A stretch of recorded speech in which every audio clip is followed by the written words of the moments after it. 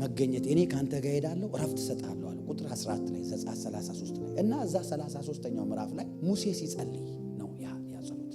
ሙሴ እየጸለየ ነው ለእግዚአብሔር። ምን አለው? ቆይ እግዚአብሔር አለ ይሄን አውጣ ትለኛለህ፣ አውርሳቸው ትለኛለህ፣ ከኔ ጋር ግን የምትልከው ማን እንደሆነ አልነገርከኝም አለ። እንዴ ግብጽ ላይ ያንን ሁሉ ተአምራት በእጅስ አደርግ ቀይ ባህርን ስከፍል ያ ሁሉ ጊዜ አብሬ አልነበርኩ እንዴ? አሁን ታዲያ ምን አይነት ጸሎት ነው የምትጸልየው? እግዚአብሔር ገረመው።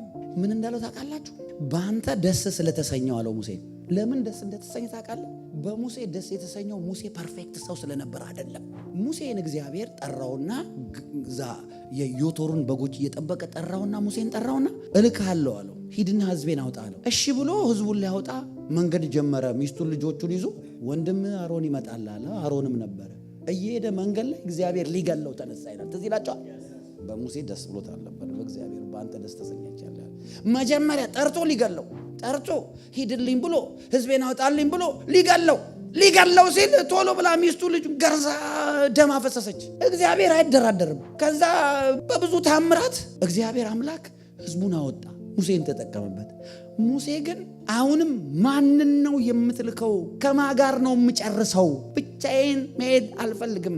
በምድር ገጽ ላይ ካለ ህዝብ ሁሉ ልዩ የሚያደርገን ካንተ ህልውና ውጪ፣ ካንተ አብሮነት ውጪ፣ ከመንፈስ ውጪ ማን ነው አለ። ምድረ በዳ ላይ ነበሩ።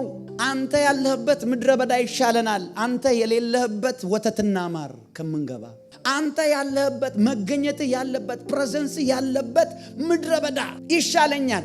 አንተ ከሌለህበት ተድላ። እኔ እኮ ከፈርዖን ቤት የወጣሁት አንተን ፈልጌ ነው። እኔ እኮ ንግስናን እምቢ ያልኩት አንተን ወድጄ ነው። አሁንም ቢሆን ይህንን ህዝብ አውርስ ትለኛለህ። ማን ነው ከኔ ጋር ሄደዋል? ዋው! እግዚአብሔር ተደነቀ። በአንተ ደስ ስለተሰኘው አለ። መገኘቱ ላይ ጥብቅ ስትል ደስ ታሰኘዋለህ እግዚአብሔር። በአንተ ደስ ስለተሰኘው በፊቴ ሞገስ አግኝታል አለ። ለምን? ሁልጊዜ ጥያቄ ምድራዊ አይደለም። ሁልጊዜ ረሃብ ምድራዊ አይደለም። ሁልጊዜ የምትፈልገው እኔን ነው። አንተን ትለኛለህ። 40 ቀን አይርብህም እኔን ስታይ። 40 ቀን አይጠማህም።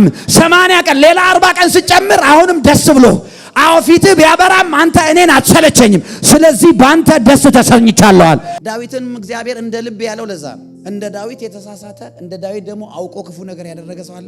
ግን እንደዚህ ይላል፣ ቅዱሱን መንፈስን ብቻ ከኔ ላይ አትወሰድብኝ። ወንበር አላለ፣ ገንዘብ አላለ፣ ከብት አላለ፣ ሚስት አላለ፣ ትዳሮች አላለ፣ ልጆች አላለ፣ ምንም። ቅዱሱን መንፈስ ከኔ ላይ አትወሰድብኝ። he is presence conscious